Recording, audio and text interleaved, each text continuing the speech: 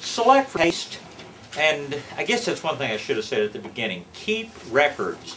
It is so important to remember what you've done. I couldn't even remember when I was younger. I couldn't remember well, so imagine what I am these days. But what is it Einstein said? The only thing you have to remember are the things you can't look up. Write it down so you can go back and look it up. In my vegetable garden, up on one end, I've got an old rural mailbox. You know the old metal mailboxes you see up by the side of the road? It costs $10–12 at a hardware store. Stuck that on a post. It's perfectly dry inside. If you look inside my rural mailbox, among other things, you'd find my pruning shears, you'd find, gloves, you'd find empty bags to put produce in, and you'd find a little journal where I can make notes. Don't even try to say, oh, I'll remember when I get back up to the house. You'll forget to do it.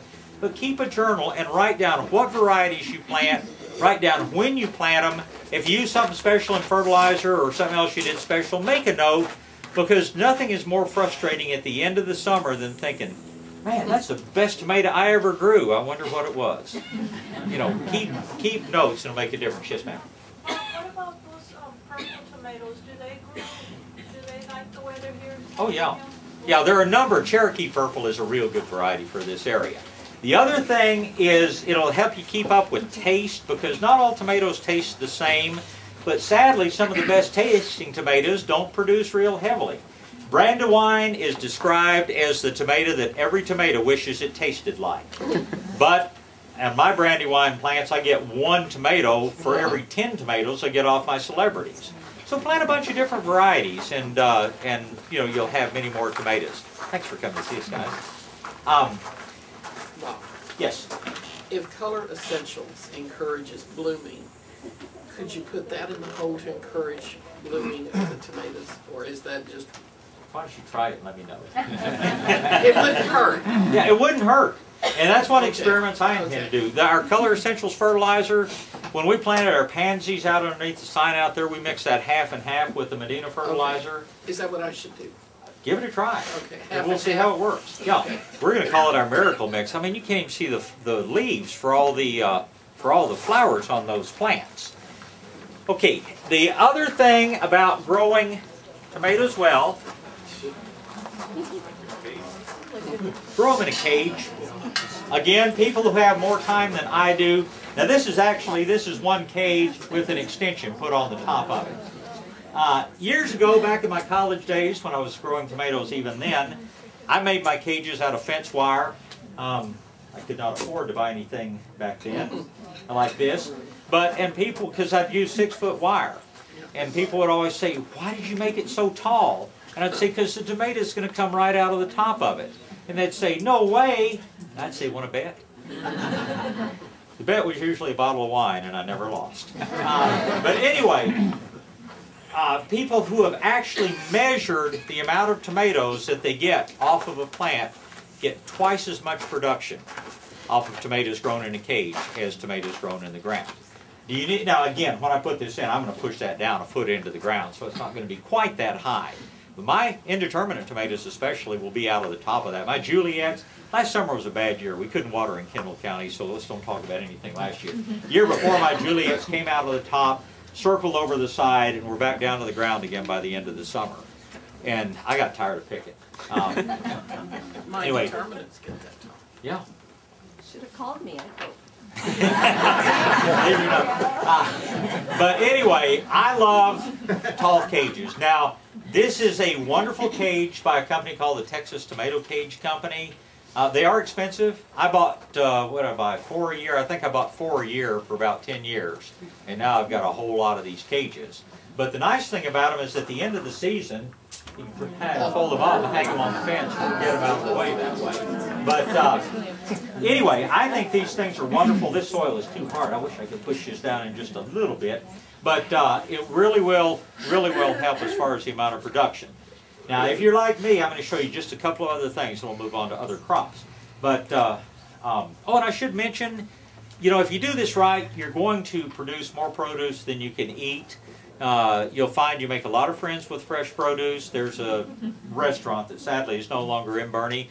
I found I could walk in with a bag of fresh produce and have anything on the menu, no charge. It's amazing what you can do with good produce, but Something we're going to do this year for the first time, a good friend with the Texas Department of Agriculture, Marilyn Magaro, I talked to the other day, and she has a lady she's recommended to us, and I'm sorry I can't remember her name, but who is a specialist on pickling, freezing, and canning.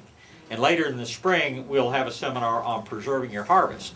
And you can come over and she'll teach you what you can freeze, what you should pickle, what you should can, and teach you a little bit more about that. Now, when I plant my tomatoes, I almost always plant them too early. I always think I've waited late enough, and then there's going to be a freeze forecast. And if you've ever noticed, when you put those little plants in the ground, lots of times it gets real windy, and boy, they look tired after that wind hits them. I have gotten to where that when I plant my tomatoes, the first thing I do after I plant them is I will take and wrap. This is insulate fabric. This is what we recommend that you use for frost protection. But I will cut it in strips like this. And one of the first things I do is I'll go down from the ground. And again, if this will press down, it'll be up to about that point. Should you pass that around to me over on this side? I use 3-pound coffee cans. Well, Get some of those. Yeah, mine are bigger than that. But you're not selling those. Anyway, that's what I do when I put my tomatoes actually in the garden, and that keeps the cold wind off of them. It helps keep insects away from them, and I don't know, I just find that it really, really helps to get them started. And then when somebody says it's going to freeze tonight, I'll take a second little piece, thank you, and I'll come and it'll be a little bit bigger than this, but I will then put that over the top, kind of as a little hat. And I've had them go down to 25 degrees without any problem when I've done that with them. Even if you're smart and don't plant them too early, heard from a professional meteorologist the other day. Anyway, this guy's a real weatherman, not the clowns on TV that can give the wrong forecast and never have to apologize, but this is a guy that people actually pay him for accurate forecasts.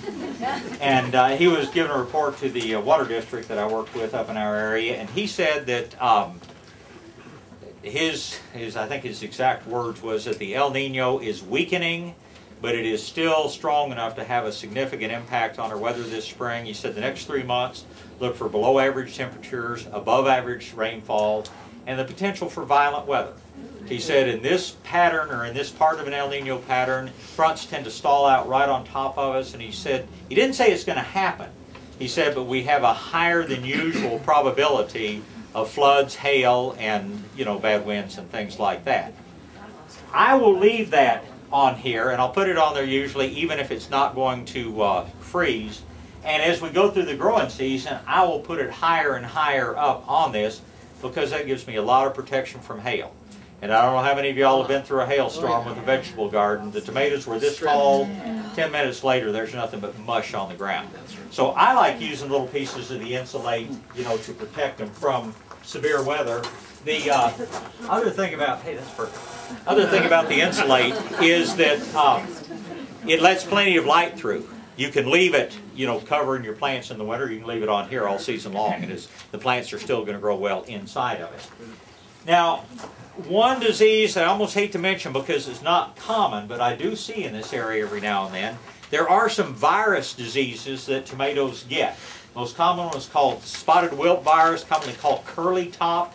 And the tomatoes are growing along, and then all of a sudden they just make this horrible, bizarre, abnormal growth, and they stop making any new tomatoes. The part that's down below will ripen. This is due to a virus that the tomatoes, and viruses can't do anything about them. Once they're there, they're there. And this virus is spread by an insect called a thrips insect. It occurs on grasses, but if it picks up the disease, every future plant that it bites to suck the juice from, it will transfer the virus into the disease, sort of the AIDS of the plant world, if you will. And if you have had a problem with the spotted wilt virus or any other virus, take a bigger piece of insulate and go ahead and wrap that cage like 5 or 6 feet up. For some reason, the thrips that spread it always seem to move in a fairly horizontal plane. They don't go over the top and come back down in on top of your plants. And that is the one way that you can almost always totally protect your plants from the spotted wilt virus. By the time the plant gets up and out of the top of it, you've still got a lot of tissue below that can grow tomatoes even if the top of the plant starts showing the effect of the virus. But again, Malcolm talks about that all the time, but I just have never, knock on wood, found it necessary in my garden, and most people don't in theirs. But if you ever fight the tomato virus, don't stop growing tomatoes. Just start wrapping your cages with the Insulate. Is there a question for you? Yes, ma'am. How many tomato plants do you put in a cage like that? I put